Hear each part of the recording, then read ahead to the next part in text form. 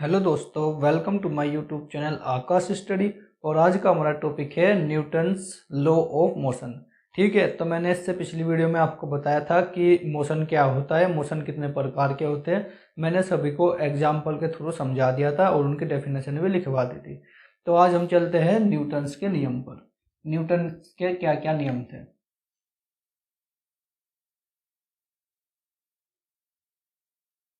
Newton's law of motion.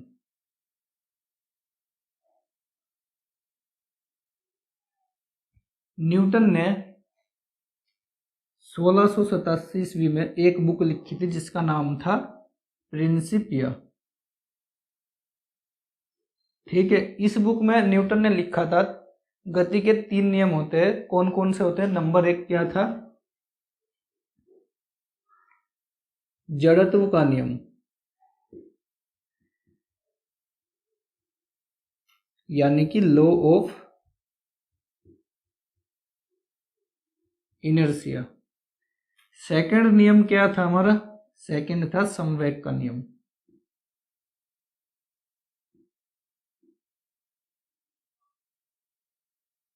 संवेग का नियम यानी कि लॉ ऑफ मोमेंटम।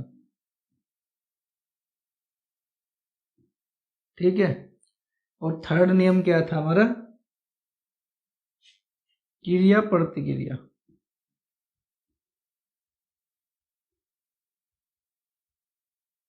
यानी कि एक्शन एंड रिएक्शन। ठीक है, ये 3 नियम थे। तो फर्स्ट लॉ देखते हैं हम।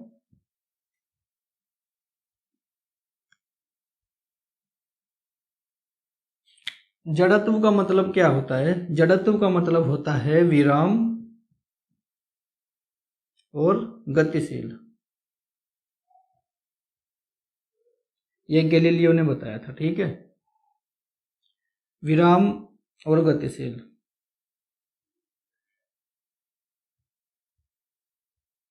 न्यूटन ने फर्स्ट लॉ में क्या बताया?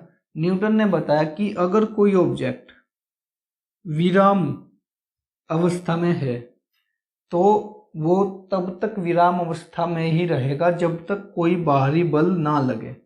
यानी कि जैसे कि ये डस्टर यहाँ पे विराम अवस्था में रखा है, ये तब तक विराम अवस्था में रहेगा जब तक मैं इस पे बाहर से बल ना लगाऊं। तो जैसे बाहर से बल लगेगा ये गति करना शुरू कर देगा।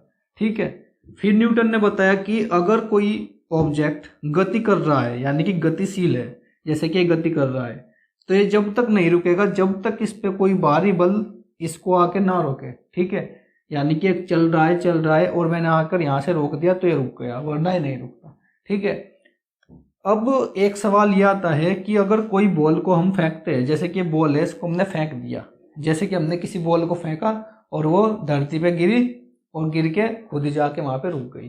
क्यों रुकती है? वो कौन बल लगाता है उस पर? हम तो नहीं रोकते उसको, फिर भी रुक जाती है। कैसे रुकती है देखिए, जैसे कि बॉल है और यहाँ पे सपाट है यानी कि जमीन है, तो जमीन क्या करेगी? फ्रैक्शन लगाएगी, और एयर और ग्रेविटी, ये 3 चीज इसको रोक देगी। कैसे रोकेगी?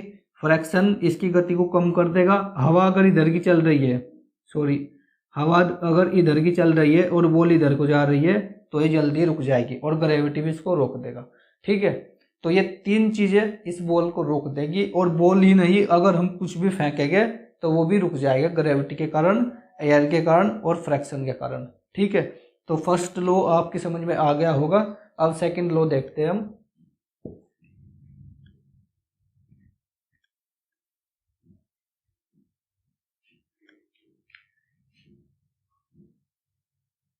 सेकंड लॉ क्या था? मोमेंटम का, यानी कि संवेग का।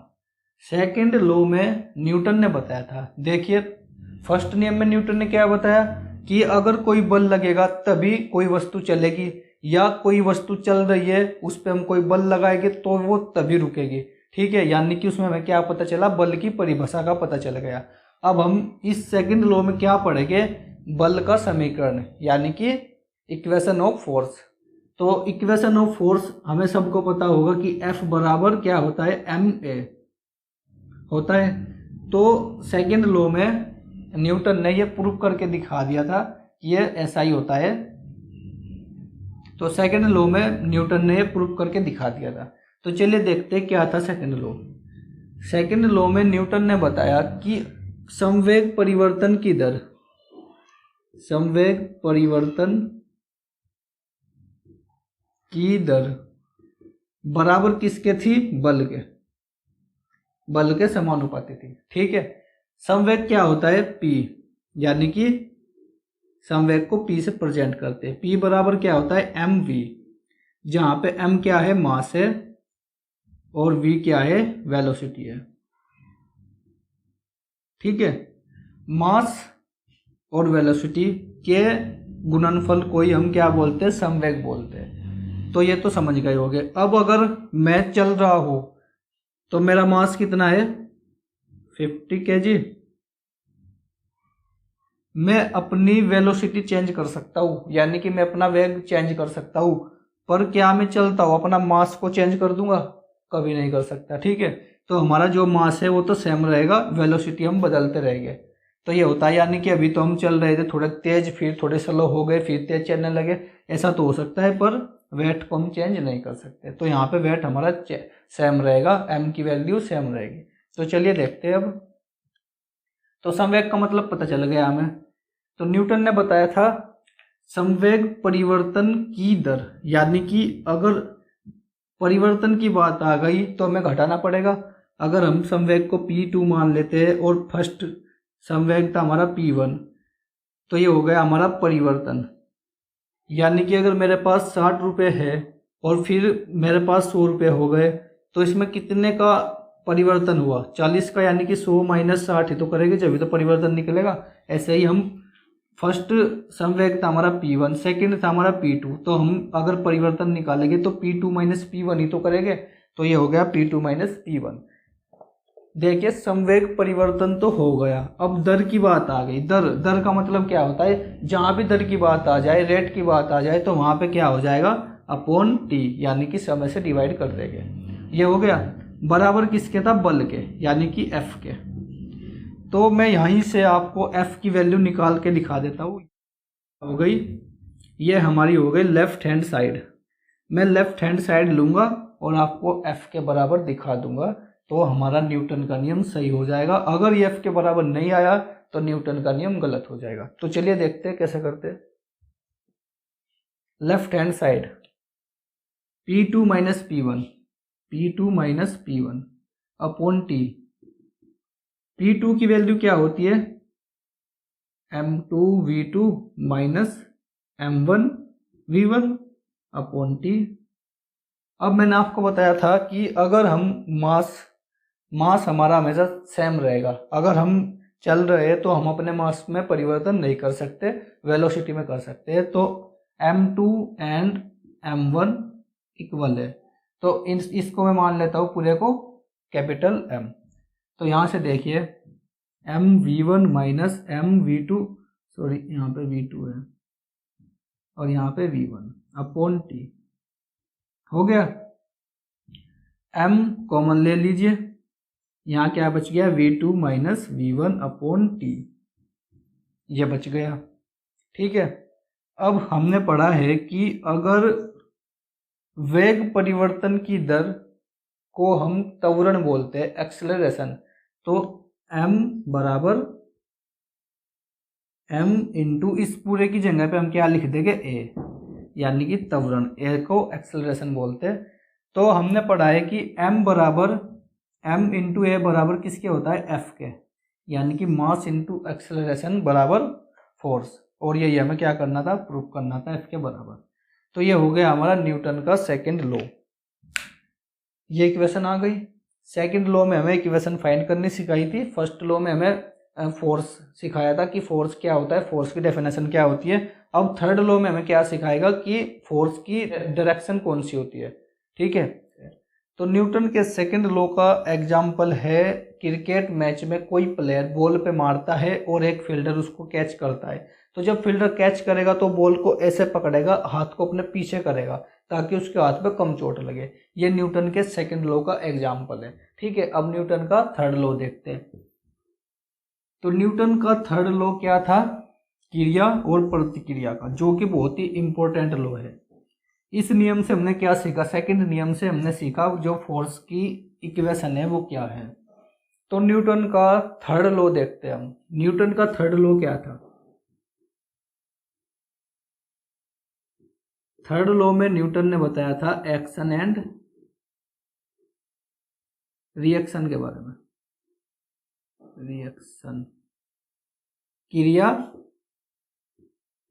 व प्रतिक्रिया, यानी कि जितना हम जिसको देंगे उतना ही वापस लेंगे। जैसे कि मैंने इस बोर्ड पे हाथ मारा, जितना फोर्स बोर्ड को लगेगा उतना ही फोर्स मेरे हाथ को भी लगेगा।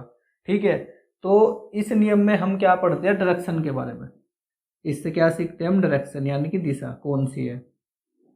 तो डायरेक्शन हमेशा क्या होगी? डायरेक्शन हमेशा उल्टी होगी। क्रिया बराबर होगी प्रतिक्रिया के,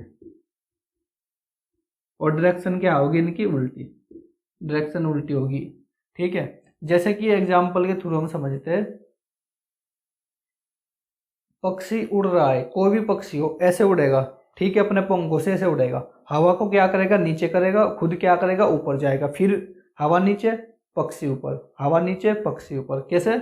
यानी कि हवा तो को नीचे कर रहा है और खुद ऊपर जा रहा है। डायरेक्शन उसकी उल्टी हो गई, खुद ऊपर जा रहा है, हवा को नीचे कर रहा है। ऐसे ही क्या होता है, हम चलते हैं तो हम धरती को पीछे करते हैं, पीछे की तरफ धकेलते हैं, खुद आगे जाते हैं। हम धरती को पीछे धकेलेंगे, खुद आगे जाएंगे। तो ये क्या हो गया? डायरेक्शन इनकी उल्टी हो गई। तो एक एग्जाम्पल और देखते हैं हम। जैसे कि नाव है, नाव में हम नाव को चला रहे हैं तो पानी को हम क्या करेंगे? पीछे की तरफ करेंगे, खुद क्या करेंगे? नाव आगे जाएगी। फिर पानी पीछे करेंगे, फिर नाव आगे जाएगी। तो ये क्या हो गया? डायरेक्शन इनकी उल्टी हो गई। हम आगे को जा रहे हैं नाव के साथ में और पानी पीछे को कर रहे हैं हम। ऐसे ही हम जब तैरते हैं, अगर हम पानी में चले गए तो फ्रैक्शन नहीं होगा। हम पानी को पीछे नहीं हटा सकते, पैरों से पीछे नहीं हटाएंगे तो हम पानी के अंदर चले जाएंगे, हमसे चला ही नहीं जाएगा। ऐसे ही रेत में होता है। रेत में अगर हम रेत में चलने की कोशिश करेंगे तो हम रेत को पीछे धकेलेंगे, तो हम धकेल सकते हैं, थोड़ी थोड़ी धकेल सकते हैं, इसलिए हम स्लोली चल सकते हैं रेत में। अगर हम धरती पे चल रहे हैं तो धरती पे हम फास्ट चल सकते हैं। क्यों? क्योंकि हम धरती को बहुत ही स्पीड से पीछे धकेल सकते हैं। तो रेत में बिल्कुल स्लोली चले जाएगा, और पानी में हम चल ही नहीं सकते। पानी में अगर हम पानी को पीछे करेंगे पैरों से, हम नीचे भाग जाएंगे उसमें।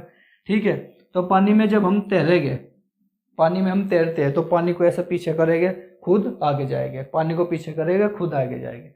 ठीक है, तो ये थे हमारे क्रिया प्रतिक्रिया के नियम। इनकी डायरेक्शन हमेशा उल्टी रहती है, और जितनी हम क्रिया करेंगे उतनी प्रतिक्रिया होगी। बस मेन पॉइंट ये है हमारा। तीसरे नियम से हमने क्या सीखा? डायरेक्शन के बारे में। फर्स्ट नियम से हमने क्या सीखा था? फोर्स की डेफिनेशन। सेकंड नियम से क्या सीखा था? फोर्स की इक्वेशन। ठीक है, तो तीनों नियम मैंने आपको समझा दिए। अगर कोई सा भी नियम आपको समझ में नहीं आया हो या कोई एग्जाम्पल समझ में नहीं आया हो तो आप मुझसे कमेंट बॉक्स में पूछ सकते हैं, मैं आपको अलग से बता दूंगा। ठीक है, तो इससे अगली वीडियो में हम क्या पढ़ेंगे? मैंने आपको न्यूटन का फर्स्ट लॉ समझाया। न्यूटन के फर्स्ट लॉ में क्या था? अगर कोई ऑब्जेक्ट रखा है यहाँ पे विराम अवस्था में, ये तब तक नहीं चलेगा जब तक इस पे कोई वेरिएबल ना लगे। पर अगर कोई, मैंने आपको गेंद का एग्जाम्पल लिया, ये गेंद है, ये गतिशील है, ये चल रही है, ये कब तक चलेगी? जब तक फ्रैक्शन इसको ना रोक पाए। फ्रैक्शन या एयर या ग्रेविटी, ये तीन चीज इसको रोकेगी, जब भी तो रुकेगी।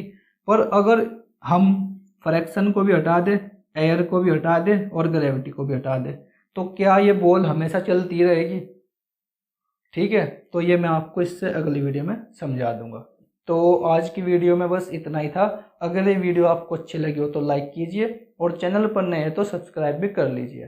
थैंक यू दोस्तों, मिलते हैं अगली वीडियो में।